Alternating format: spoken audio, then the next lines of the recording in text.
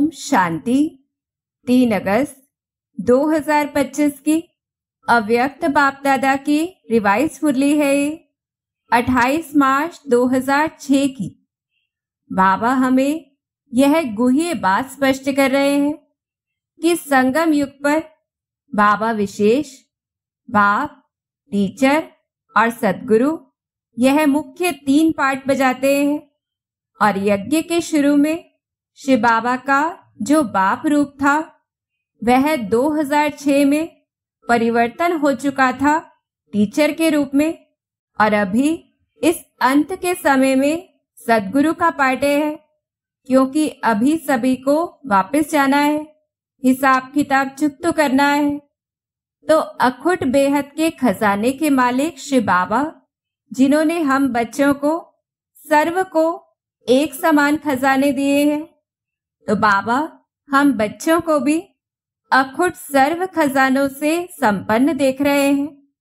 तो अब हमें चेक करना है कि हमारे पास कितने खजाने हैं, कितने हमने धारण किए हैं, क्योंकि यह खजाने पूरा कल्प चलने वाले हैं और जितना जमा किया होगा वही साथ में जाएगा। तो किस प्रकार से अपने खाते को चेक करना है? पहले तो ज्ञान रत्नों की जितनी धारणा होगी तो चेहरे से, नैनों से, चलन से अविनाशी खजाने का नशा व खुशी वह स्पष्ट दिखाई देगी। और जैसे किसी के पास बहुत खजाना होता है और बहुत खुशी होती है, तो उस खुशी में दूसरी निशानी क्या है? ईश्वरीय खजाने की संपन्नता।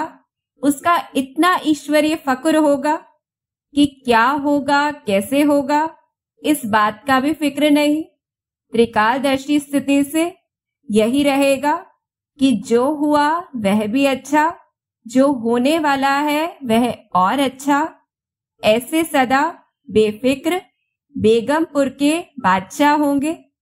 फिर तीसरी निशानी है, सदा यही नशा रहेगा कि सर्वशक्तिवान शिव बाबा वह हमारा साथी है। बाप दादा सदा मेरे दिल में है और मैं आत्मा सदा बाप के दिल तख्त पर हूँ।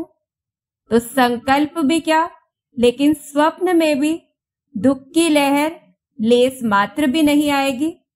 और भरपूरता होने के कारण कभी भी मन में हलचल नहीं होगी।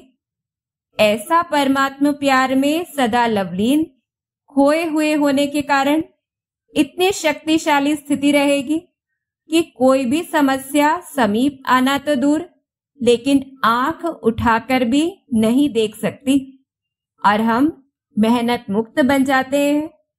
तो इस आधार से चेक करना है कि हमारे पास कितने खजाने हैं, कितना खुशी में, त्रिकालदर्शी स्थिति में बाप के साथ होने के नशे में हम रहते हैं।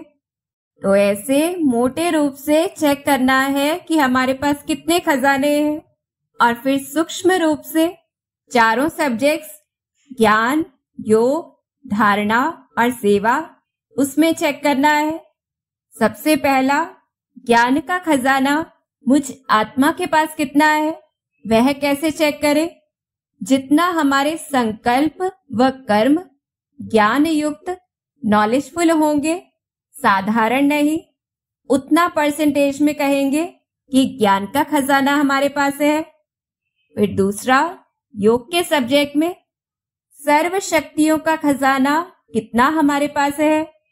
तो दिनचर्या में समय प्रमाण जिस शक्ति की जिस समय आवश्यकता होती है, उसी समय वह शक्ति हम मालिक के आधार से कितनी जल्दी आती है, उसी आधार से कहेंगे कि हमारा योग के सब्जेक्ट में खजाना जमा है। तो जितना ऐसे हम स्वराज्य अधिकारी होंगे, उसी आधार पर भविष्य निर्विघ्न राज्य अधिकारी बनेंगे। और बार बार ऐसी प्रैक्टिस करते रहना है शक्तियों को ऑर्डर करने की, तो इससे भी जमा होता जाएगा। फिर तीसरा, धारणा के सब्जेक्ट में अपने दिव्य गुणों के खजाने को कैसे चेक करना है। हमारा हर कर्म जितना गुण संपन्न होगा, जिस समय जिस गुण की आवश्यकता है, जैसे मधुरता, सरलता आदि, वह चेहरे चलन में उसी समय इमर्ज हो जाए, चाहे परिस्थिति जो भी हो। फिर चौथा, सेवा के सब्जेक्ट में कोई भी मनसा वाचा कर्मणा सेवा हम करते हैं तो 100% खजाना जमा होता है या नहीं, उसकी निशानी क्या है कि सेवा करते समय और करने के बाद भी हम सदा हल्के, लाइट और खुशनुमा रहेंगे। हम स्वयं से संतुष्ट रहेंगे। साथ में जिनकी हमने सेवा की, जो सेवा साथी रहे, वह भी हमसे संतुष्ट होंगे और मुख की नहीं लेकिन दिल की दुआएं देंगे। ऐसी दुआएं ही पुरुषार्थ का सबसे सहज साधन है। तो इसके लिए हमें सच्ची, साफ दिल से सेवा करनी है। अब अगली बात आती है कि सेवा हम और किस विधि से करें जिससे खजाना हमारा पूरा जमा हो।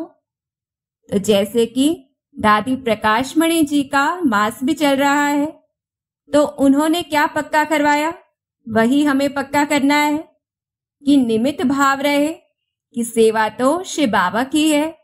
निर्माण भाव रहे, कोई भी मान की इच्छा नहीं, और निर्मल वाणी रहे कि किसी भी तरह का आवेश भाव ना हो, निर्मल स्वभाव हो। तो जब यह तीनों बातें पूरी होंगी तो पूरा जमा होगा। अगर कुछ भी कम होगा तो जमा में अंतर हो जाएगा। साथ ही सेवा करते हुए यह भी अटेंशन देना है कि किसी की भी कमी कमजोरी को समझना वह तो अलग बातें है, परंतु ऐसा समझदार बनना है जो किसी के भी अंदर की कमी हमारे अंदर न समा जाए। किसी भी आत्मा के लिए उनकी कमजोरी के आधार से हमें दृष्टिकोण नहीं बनाना है। तो इस प्रकार से जमा करना भी है और चेक भी करना है कि कितना हमारा जमा है। और इसमें अलबेलेपन में, थोड़े में राजी होने वाला, अविनाशी साधना को छोड़कर विनाशी साधनों की अल्पकाल की मौज में रहने वाला, हीरों की खान को छोड़कर सिर्फ 2 हीरे में ही खुश होने वाला मौजी लाल व मौजी राम नहीं बनना है कि सतयुग में तो किसे पता चलेगा कि क्या पुरुषार्थ किया। ऐसे व्यर्थ संकल्पों की जाल में नहीं फंसना है, बल्कि आदि रत्नों से प्रेरणा लेनी है, जिन्होंने बिना किसी साधन के साधना की, सेवा की, एग्जाम्पल बने। ऐसे ही हमें साधनों को यूज तो करना है, लेकिन मुख्य साधना पर अंडरलाइन करना है। अतीन्द्रिय सुख के मौज के झूले में, अविनाशी प्राप्तियों के झूले की मौज में झूलते रहना है, क्योंकि अंत समय स्वतः नहीं आएगा, बल्कि हमें उसे समीप लाना है, क्योंकि हम निमित्त हैं। तो अंत समय के लिए हम कितना संपन्न और संपूर्ण बने हैं, वह 4 बातों से अपनी स्थिति को चेक करना है कि क्या हम 1 सेकंड में आवाज में जैसे आना सहज है, ऐसे ही आवाज से परे जा सकते हैं, अर्थात संकल्पों पे फुल स्टॉप लगा सकते हैं। दूसरा चेक करना है, क्या ऑर्डर प्रमाण 1 सेकंड में मन बुद्धि को जहां हम ले जाना चाहें वहां ले जा सकते हैं। और तीसरा, 1 सेकंड में लाइट हाउस बनकर अपनी लाइट हम क्या फैला सकते हैं। और चौथा चेक करना है कि क्या अपने क्लीन और क्लियर तीसरे नेत्र से एक स्थान पर बैठे हुए चारों ओर वरदाता विधाता बनकर हम सभी को नजर से निहाल कर सकते हैं। तो इसमें अपनी चेकिंग करनी है, और कहीं भी कमजोरी है तो उसका कारण क्या है, जो बाबा ने पहले भी सुनाया था कि हद का लगाव है, मैं और मेरापन है, जिसमें एक तो अभिमान का मैंपन आता है कि मैं ही सब कुछ हूं, और दूसरा अपमान का मैंपन आता है कि मुझसे नहीं होता है, मैं यह नहीं कर सकता हूं। तो बाबा हमसे यह होमवर्क भी पूछ रहे हैं कि कितना हम इससे मुक्त हुए, कितना क्रोध मुक्त हुए, और साथ में यही समस्या का कारण भी है, जिस कारण से संपन्न नहीं बन सकते हैं।